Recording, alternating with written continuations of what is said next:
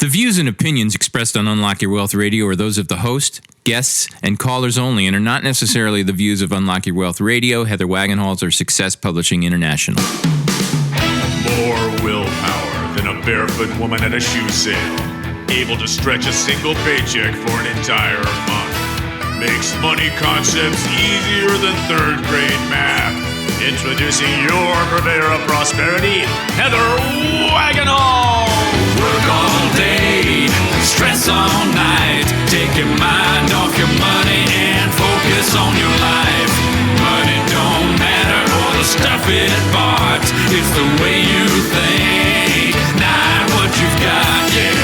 Unlock Your Wealth Radio starts now. Get your money mind right. Woo. Yay! Unlock Your Wealth Radio is sponsored in part by Audible.com. Get a free audiobook download at heathersfreeaudiobook.com and click on the link to over 150,000 titles to choose from for your iPhone, Android, Kindle, or MP3 player. Welcome, everybody. Thanks for stopping by the way. We're glad to have you. I'm Heather Wagenhals, flanked by my producer extraordinaire, Michael Terry. Hey, folks. And we will help you get your money mind right on today's show with these following great features. So we are in our eighth key in our Keys to Riches, which is what, Miguel? No seasonal exceptions.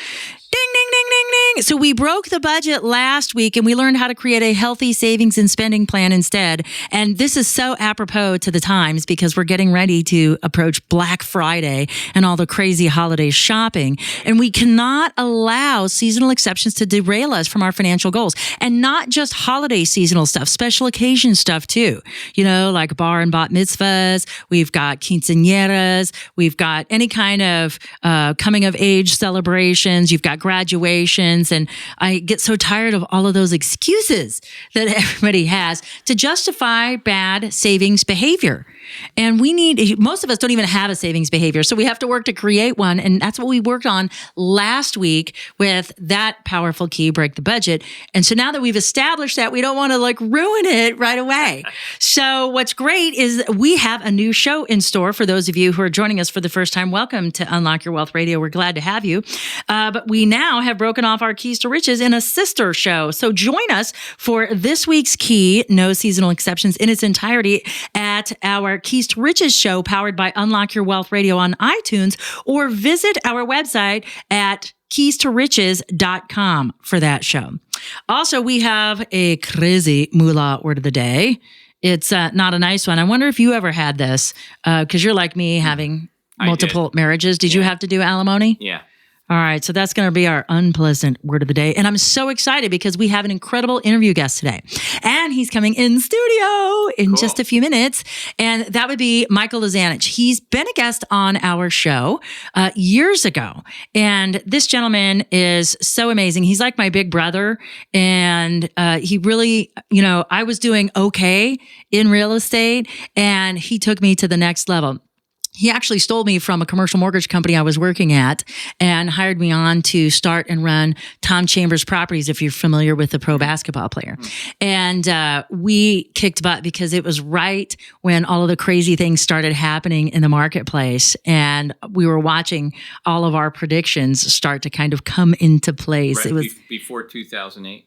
In 2005 is when he shopped me and pulled me over. Was it 2005? Maybe it was 2004. I'm not sure exactly, but it was right around that time, right after I made my market prediction that the mortgage bubble was going to crash. Yeah. And that's kind of why I went into commercial mortgages anyway, but I was still teaching and facilitating real estate, and I was doing startup plans and consulting work for folks that wanted to start real estate companies. And that's why Tom had him come grab me, and so they stole me away. And it was great until Mike made a fatal mistake in business, and he introduced me to my current husband. And so I started working less and less and less, and that was his fatal mistake. So, so he has matchmaking, also to his credit. But he is the most amazing real estate investor. He's a few years older than me, and we could tease him about that. But what's great about him is that his market knowledge, his depth, and his ability to pull a deal out of nothing. When a transaction looks like it's going to fall apart, he can come in and rescue a transaction. Wow. He's just the most savvy negotiator. He can cut your heart and liver out in a negotiation, and you're going to be smiling him and thanking him as he's walking out the door. That's how great he is. And I want to talk to him about like go, no go. What do we need to decide when it comes to, is this a good investment? Should I take on this investment? Because he's the king of distress. And so people still like to try to find the deals, and distress is where the deals are, but some distressed is no bueno. So we're going to talk about how to pick that on today's show. So let's talk about our moolah word of the day, because we didn't get through that. So today's moolah word is a very expensive one for some people, and for others, it's pure profit. Or a compensation from serving time, whichever way you look at it. Yeah. And alimony is payments made to a separated or divorced spouse as required by a divorce decree or separation agreement. Alimony is different from child support because it is based on the idea that a husband and wife must both support each other. A court may order an individual to pay alimony based on the circumstances and may take into consideration a variety of factors, including how long the couple had been married, how much money each individual is likely to make in the future, and if either party has specific needs such as health issues, which have a high financial expense. In general, women are granted alimony more frequently than men. But that was not the case in my divorce. I got fleeced. Fortunately, I didn't have to pay alimony, but I did have to write several checks until I had no more money to write. And then it was done. So. And you were ordered by the court to do that? No, I just, guilt kept making, every time he came back to the well, it was after the divorce, but I just, just kept going and bleeding me dry. It took me a long time to file. Once I got him out of my space and out of my face, then I kind of decompressed. And then it wasn't so urgent to like file the paperwork. And that was my downfall, because if I would have struck while the iron was hot and he was still numb from me, making the deal, because I was the one that asked for divorce, that I would have probably been better off financially and not so strapped. But I felt guilty because I was just trying to make him go away, and he wouldn't. And all of a sudden he wanted to step up after all those years of not stepping up. I'm like, no, behavior's not going to change itself just because I said I want to go. Yeah. And it was the best decision for me, because at that moment, that marriage was kind of pleasing my father anyway. Yeah. And that wasn't a good thing. And when he passed away, why was I still doing it? Yeah. Because he wasn't around to please. So, and it's never a good idea to get married or stay in a marriage to please a parent. It's just exactly not a good idea. Yeah. So today's guest, let's get hurrying on because I'm so excited to have him here in studio. Real estate broker, an asset property manager, and investor. That is Michael Lizanich. He is the owner of Silverado Development and Foundation Realty Group. He helps people locate and develop medical offices for the healthcare industry. He also oversees building and design for physicians' offices. He has done, so many things. He's been a developer. He's been an investor. He's been a real estate broker. He's built over 100 homes in the Phoenix and Tucson areas. He's also built and run self-storage units, residential real estate lots. He's done such a great job in that. He's done retail centers. He's done land. He's done remodels, fix and flip, you name it. We've done all sorts of things together. Oh, and his son is the long snapper at Tulane, by the way. So there's another little tidbit of information for you. But most importantly, he's one of my most treasured, closest confidants and masterminds, partner in crime, kind of like the maestro of moolah here. He's inner circle. So Mike, welcome to Unlock Your Wealth Radio. We're so glad to have you back. Thank you. Glad to be here. So one of the things that I think was so valuable when the two of us started working together and investing together was that you have such an incredible depth of knowledge when it comes to investment, and you've been doing it successfully for a very long time. So I thought that let's start with talking about what makes a real estate investment attractive. What would be some 2 or 3 ideal qualities that a transaction must have before you're going to invest in it? Well, obviously, first thing is going to be the price and if I'm buying it below market. Second thing I'll figure out is what is my way out? What can I do with it? Is there a plan? Am I buying it as a value-added investment, which means I have to come in and do some work or some improvements to it, or get some entitlements, meaning rezoning, to add value? What's the likelihood of that happening? And then obviously what's important to me is that it's in a geographical area that I could get to easily. Mm-hmm. Okay, so let's break those down a bit real quick. So when you talk about geographical location that you can get to easily, so let's just talk about all the geography kind of points when it comes to investing. So when you say get to easily, does that mean ingress and egress, being able to just access the property? Or are you talking about in a high population area? Yeah, high population area. I mean, some place that I could travel to easily to monitor the investment. So I'm not going to do something 3 states away. Okay. I'll do something that would be within a 1-hour plane flight, maybe an hour and a half plane flight, and I would prefer something I could drive to within 2.5, 3 hours. Okay. All right. So, but that actually, when you talk about geographical area, if somebody's getting ready to start investing in real estate, that actually casts kind of a pretty wide net. Yeah, it does. You have to be willing to go where the opportunity is. If you minimize your area that you're going to operate in, it's going to put limitations on what you can do. Mm-hmm. And you want to at least have a big net to at least catch a couple of fish. Right. So the bigger the net, the better chance you have of getting something. Okay. So now let's address your other point that you mentioned, which was what can I do with this property? What's my end game? What plan? How can I add value? What do I need to do? Likelihood, you mentioned a few different criteria. I guess there are a couple things I look at. Price-wise, it's either the proverbial no-brain deal where you don't even have to figure it out. You're buying it well below market, and you want to get it. You want to just get the property under control and get the deal closed and get it under your ownership, and then kind of figure out what you're going to do there. Those opportunities aren't as prevalent anymore. But value added means, what is it that I know I could do to increase the value of the property? Is it going to take capital improvement? Does it need to be remodeled? Does it need a complete facelift? Is it not leased up, where you could take the time to have it leased up? Are the market rate? Are the rates below market, where you could add market rates, increase the cash flow? So that's where you need to find opportunity. Is what's the opportunity with the actual property? Is it below market rates? Does it have a problem of some kind that's deferring tenants from it? Is it a residential property that's outdated that needs to be a complete remodel?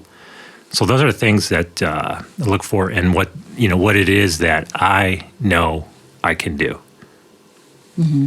Now, you mentioned something when you made your initial list, and you talked about rezoning. So when would you take the time to rezone a property? Obviously, land. And what happens with land, if I get something that's zoned for 1 unit per acre, first thing I'll do is check with the city's general plan.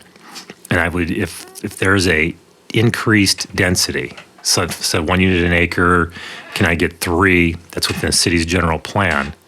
I'll then meet with the city and see how much the staff will support it, how quick the process would be, what the cost is to it. And then if I get the increased density, where am I going to go with it? Am I going to will I take it to a home builder? Can I get a high enough density where I could take it to an apartment developer? And it depends on location. Or just in general, what's happening right now, like in the area that I live in Maricopa County, Arizona. The most valuable land in Arizona right now in Maricopa County is residential and multifamily property. So what the trend is right now is to go after properties that are commercially zoned and actually downzoning them to residential. Yeah, we're seeing a lot of that in the South Scottsdale area. Yeah, where they've they've kind of been really redeveloping this whole area. And what used to be a real big commercial district is becoming more and more residential, and you're seeing different multifamily stuff. Yeah, over in Old Town specifically. So for those of you in Phoenix and Arizona that are listening, you'll know our vernacular. But yeah, it's this older part of Scottsdale that's been there forever. And, it was part of the original development of Scottsdale, I guess, from way back in the day when Scottsdale was first started. And a lot of it's changed, because we've got a couple of big internet employers. So that's attracting all of those young professionals, and they grew up in suburbia. So, as everybody we see this influx, everybody exited the cities to suburbia because they didn't want to live vertically. And now, because kids that have done that don't want to be strapped with a big home, they're moving in toward the cities. And so urban infill has been quite the interesting move these days as far as profitability for developers and people that are willing to take the time to rezone and stuff like that. You are listening to Michael Lizanich, a real estate broker and investor on Unlock Your Wealth Radio. This segment of Unlock Your Wealth Radio is sponsored in part by KeepMyID.org, the only service that actually prevents identity theft. All others are just monitoring services. Put your credit on lockdown with their special offer for Unlock Your Wealth Radio listeners. Visit unlockyourwealthradio.com/keepmyid to enroll and protect your financial future now. Remember to use the promo code WAGS. That's WAGS. So, Mike, you mentioned price, and price can have some challenges with it, even if a price appears to be under the market and you're like, oh, I'd be crazy not to buy it. What would be some things that would make it crazy to buy a piece that's on sale at a ridiculous price? What would make that part of your holy trinity of deciding on what to do with the property be the downer? What would make you say, you know what, it is a decent price, but it's not a good deal? How would you determine that? Yeah, it really depends the challenges with the property. I was getting ready to bid a trustee sale on yesterday. And the opening bid, it was a couple $1 million, but it was 14 condos that were new, built in less than 3 years old in Old Town Scottsdale. So once I researched it, the price per square foot was a steal. Once I looked at the property, though, what it was there was really, of the 14 condos, there were 3 of them that were really condos. The rest of it was first floor retail space. Oh. And the last thing I want to do is, have retail space not on a busy street in Old Town Scottsdale. I mean, it's like having retail space on a secondary feeder street. Mm-hmm. So I mean, that's one thing that would kill it. Next thing was, properties, it's cheap, but then there's some kind of city variance with it. I was looking at a house in Tempe, Arizona, near ASU, and it had a variance with it. They're breaking a zoning variance on it, where they had 2 dwelling units on the property, and to make them, you had to convert the 2 dwelling units into 1 unit. Now, to do that, what the cost of that would have then taken the value of the property. That would have been in that retail then. Mm-hmm. So it would have just been a practice session. You had to put in the improvements, fix the property, and make, then do a break even, mm-hmm. or it wouldn't have been worth the amount invested. So, and that's something important, because not all variances transfer with ownership if it's not grandfathered in. Correct. And that's something that people don't realize, or they don't, they think, oh, well, everybody else on the street's doing it. That's cool. Yeah. Another thing is deed restrictions. I mean, I've been at a closing table on a fast close, subject to reviewing the title report. And of course, when the title report comes in, there's like a deed restriction that you can't divide the property up. And deed restrictions are impossible to deal with. You have to go back to the owner that did the deed restriction. A lot of times they're not around anymore. Then you have to deal with an heir and trying to track that down. I've never seen somebody successfully remove a deed restriction. That's a big challenge. Major challenge. Stay away. Yeah. So let's kind of continue on this path because, we'll go back to your second point that you said about, what am I going to do with the property? So some things like that, they're just inescapable. And no matter how much effort you put forth, you may not succeed in correcting something like that, like a deed restriction. So what on the surface look like some challenging, troublesome, big hurdles that you would have to overcome if you're a novice and you don't know? But for somebody that's savvy like you, and you can look at a property and you can say things that would scare other people away. What would be examples of things that would scare other people away where you would go forward with it? Oh, lack of utility. But a deal I'm working on in Marana down in Tucson right now. It was well below market land, but they said that there was a problem that, with that you couldn't get sewer to it, so it was going to limit the amount of units you could get on the property. But I found out that the sewer line was 200 feet away.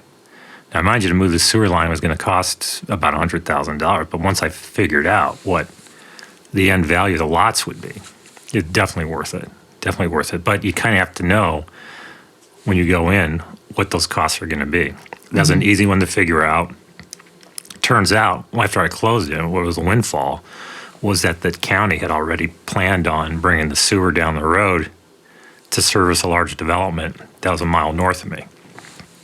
So instead of having to bring the sewer line in, all I had to do was tap for it to come to you. Yeah, I mean, it's already there now. I mean, it was just tap in costs, and since I was doing more than 2 units, I did play as a man. I had to do a manhole cover.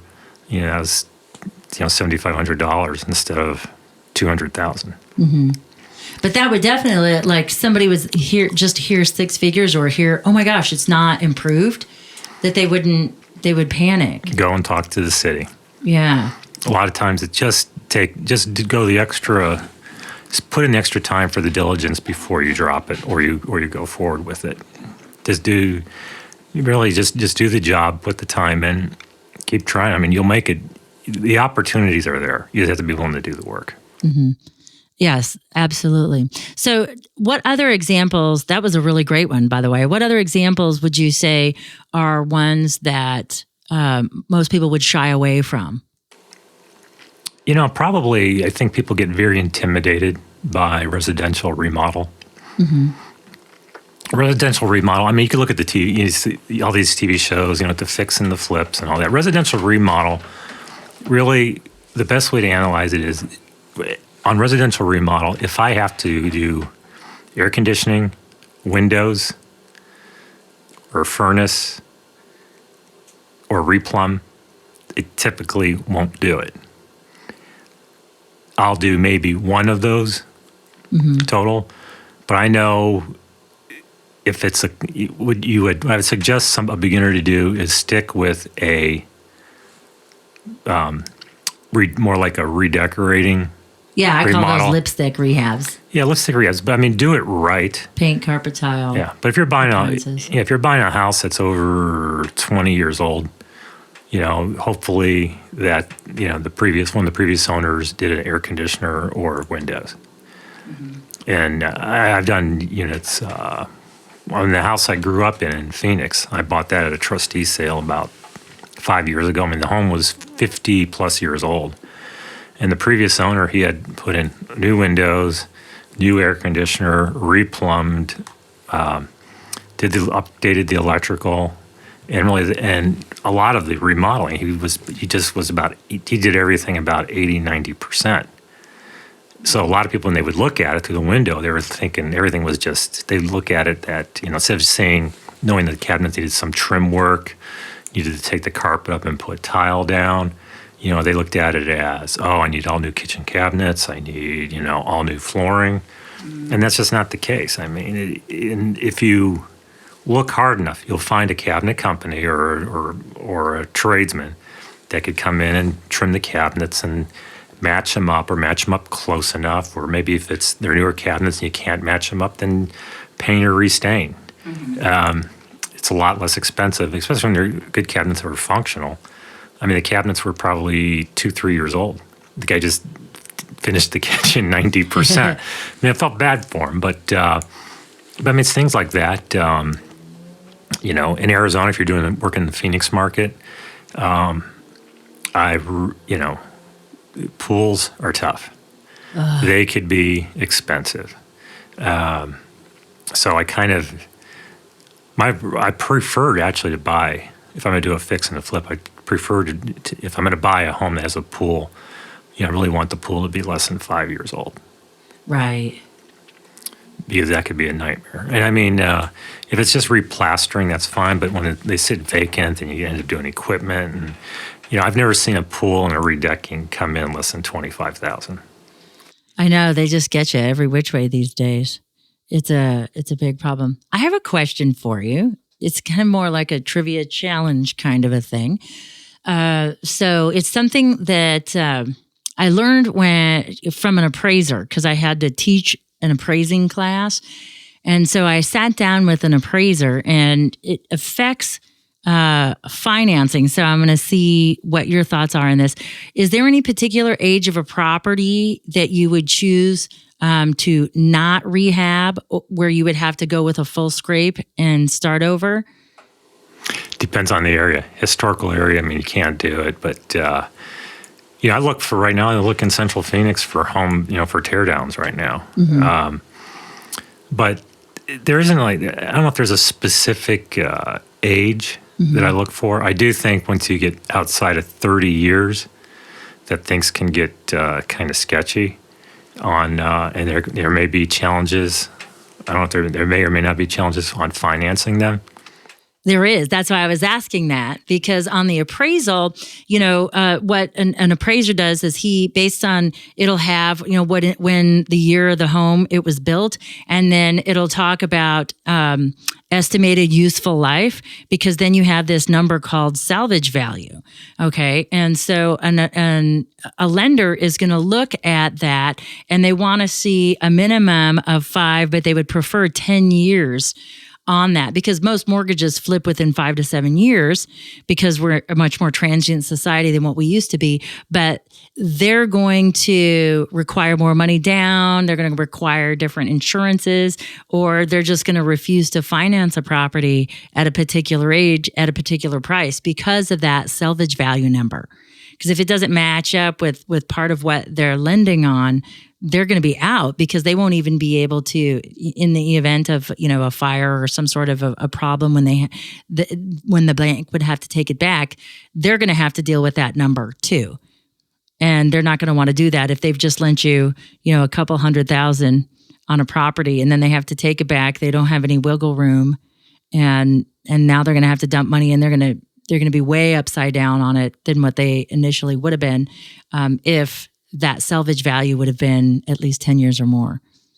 And I remember that was a big thing when we were underwriting lots of loans on some of these older homes that people were trying to buy, because everybody was going new. Do you remember when there was that concrete shortage? Yes. And so then everybody started buying existing homes, but now people were buying anything, you remember? And they were paying ungodly amounts of money. Remember that little $80,000 condo I sold for was 140 in like 40 minutes or something? Yeah. That was just crazy. So I think about things like that.